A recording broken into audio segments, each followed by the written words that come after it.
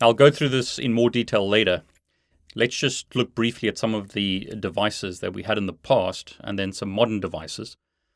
The original Ethernet was 10^5 using this really big yellow cable. So this cable was restricted in distance. The signal would attenuate from one end of the cable to the other, and what they developed were repeaters. This is an example of a very early repeater. This would repeat the signal from one port to another. We could use 10^5 here or 10^2. So this amplified the signal basically. It didn't understand the actual signal, but it just amplified the signal from one port to another. Now you'll notice it doesn't have many ports on it. We've only got 2 ports.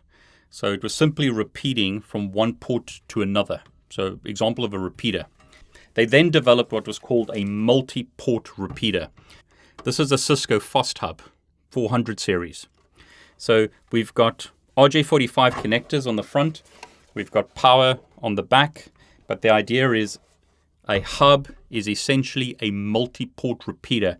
We've got multiple ports and we are simply repeating the signal.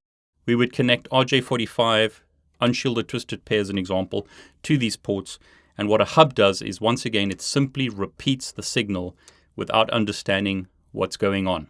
So it doesn't understand the frames that it receives or the information that it receives. It simply amplifies it. So a repeater here would amplify the signal, amplify it from one port to another. Here we've got a multi-port repeater. It's repeating the signal from one port to multiple other ports. So if traffic was received on port 1 on this hub, it would simply amplify the signal out of all of those ports. So it repeats the signal out of every other port without understanding any of the details. Here's an example of a Netgear hub. On the front we have 24 RJ45 ports, and on the back we've got 10^2 as well as 10^5.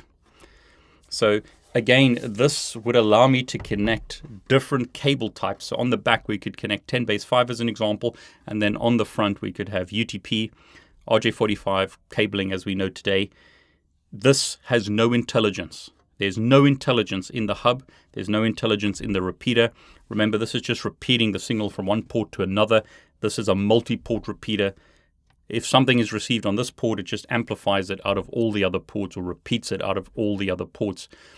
Otherwise, we get attenuation of signals, and the signals degrade over a period of time, which restricts the length of a cable. This allows me to increase the length of the cable.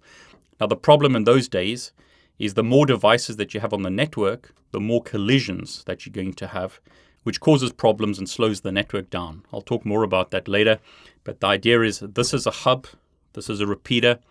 We don't worry too much about these days. A lot of people say, David, don't even show me hubs because they're pointless, but they forget that wireless, this is an example of a wireless access point, a very modern wireless access point, supports Wi-Fi 6, the latest version of Wi-Fi at the time of this recording.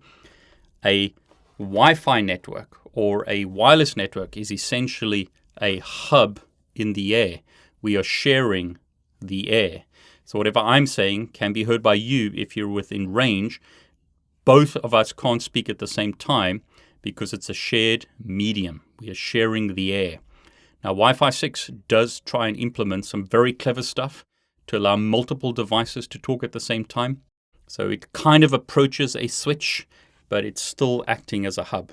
So what is a switch? Here's an example of a switch. This is an older switch, 3750, very popular for doing labs, Cisco labs. Notice lots of ports on the switch. We've got 48 ports on the switch. The number of ports on your switch varies. You can have very small switches, you could have larger switches. Here's an example is a 5-port switch, TP-Link switch, very small switch. Here's another 4-port switch from TP-Link. So you don't necessarily have lots of ports, but in an enterprise environment, you typically will. You'll have a lot of ports on a switch. These are smaller switches. The point is that the form factor or the way that these devices look varies, but the big difference between a switch and a hub is a switch has intelligence. A switch actually reads what are called the frames received on Ethernet. When you send data onto Ethernet, we are sending what's called a frame. So this device uses what's called a MAC address table. It's the same as these devices at the top here. They basically receive frames, and they have the intelligence to only forward the frames out of the correct ports. So if there was a device with a certain MAC address on this port and traffic was received on this port, going to that MAC address, it would only be sent out of that port rather than out of all ports. A hub or multi-port repeater is dumb. When traffic is received on one port, it just simply amplifies it, or floods it is the term, out of all ports. So everyone receives that frame. Here, a switch has a MAC address table. It has some intelligence, and it learns where MAC addresses are in the network, and then it'll only forward the traffic out of the relevant ports based on the destination MAC address in a frame. So if traffic comes in this port, it's going to you based on your MAC address. It's learned that you're connected to this port. When traffic arrives on this port going to your MAC address, it's only going to be sent out of this port, whereas if it arrived on a hub, it would send it out of all ports. So big difference between a switch and a hub is a switch has intelligence. It works at what's called layer 2. We'll talk about that later in a moment. So it has some intelligence, and it'll only forward the frames out of the correct ports. Now, some people would say, but hold on a minute, David, what is a bridge? A bridge you can think of as an intermediate device between a switch and a hub. So we had repeaters first, then we got hubs, and then we had bridges, which basically did things in software. They learned where the MAC addresses were of devices in the network, and then someone rebranded their devices as switches because they could learn MAC addresses in hardware. So they use something called an application-specific integrated circuit, or ASIC. So the lines are a little bit blurred, but for the CCNA, you don't have to worry about that. A switch learns where devices are, it learns where their MAC addresses are, and then will only forward the traffic out of the relevant ports. A bridge was an intermediate device between a switch and a hub. So historically, we had repeaters, then we had hubs, then we had bridges, software, switches if you like, and then we have switches today. Now notice the number of ports on the switch. There are many, many ports on the switch. So that's one of the features of switches. They allow us to connect many devices in our local area network. They essentially used for sending traffic within a local area network, or LAN. We're not going to try and send it from one network to another. These operate on MAC addresses using what's called layer 2 in the OSI model or TCP/IP model. Hubs are layer 1 devices. They are basically dumb devices. They don't understand what they receive. These are called layer 2 devices because they use Ethernet frames. And then we have routers which use IP addresses to route from one network to another. They are called layer 3 devices. We'll talk about those terms in a separate video. Layer 1, layer 2, layer 3, layer 4, and layer 5 to 7. You need to know those layers. You need to know the TCP/IP and OSI models. So don't worry too much about that for the moment. Just get an understanding. Dumb device repeats everything that it receives on one port out of all other ports. More intelligent device uses MAC addresses, learns where devices are, and then we have routers. Now your home device might look something like this TP-Link. This is a little TP-Link router. It allows us to route from one network to another. Typically, little routers like this allow us to go from our Ethernet LAN, local area network, onto the internet, so to what's called a WAN, wide area network. So Ethernet ports, this is how we connect our devices to the router.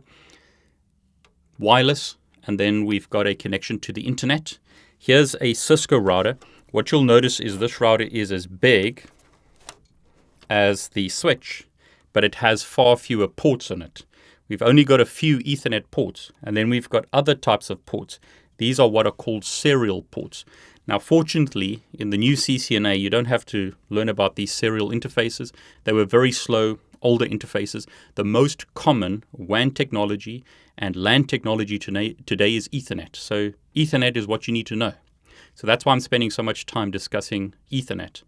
These older interfaces aren't that important today, but think of your home router. How do you connect to the internet? Maybe you've got an ADSL connection. So your service provider, mine here in the UK is British Telecom, they've given me an ADSL connection. Now, some of you may be fortunate enough to have fiber to your home. So in actual fact, your WAN connection is Ethernet in that case. But in the old days, it might have been something like this serial interface. But notice this router here. This is an interesting router, 1800 series router.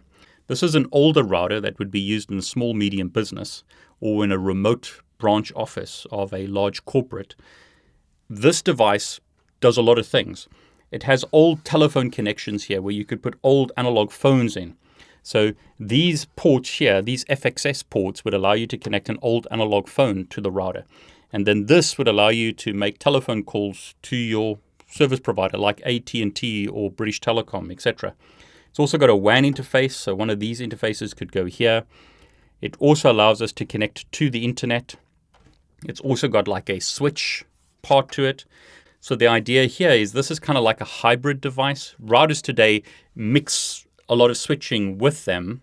Like I said, nothing is as simple as it seems. In its purest form, a router will route from one network to another. So as an example, we are routing from Ethernet to serial, or we are routing from physical Ethernet to wireless, or we are routing from one connection type to another. So as an example, this router could support voice over IP. We could have IP phones talking to analog phones. But this is where it gets a little bit less clear cut. This is what you need to remember. A router has routing functionality.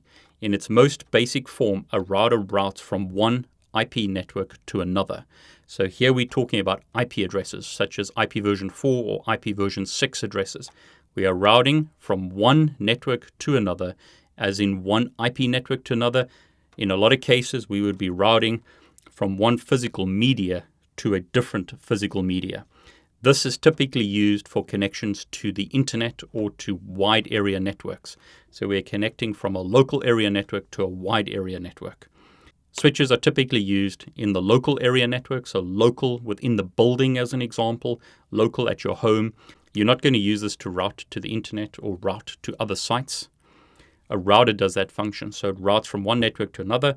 Layer 2 switch, as this is called, uses MAC addresses, but switches today have routing functionality.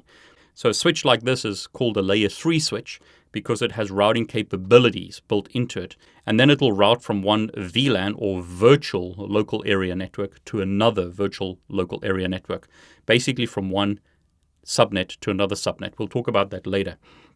Thing to remember is basic definition: routing, switching, dumb device. So no intelligence here. Intelligence based on MAC addresses, intelligence based on IP addresses.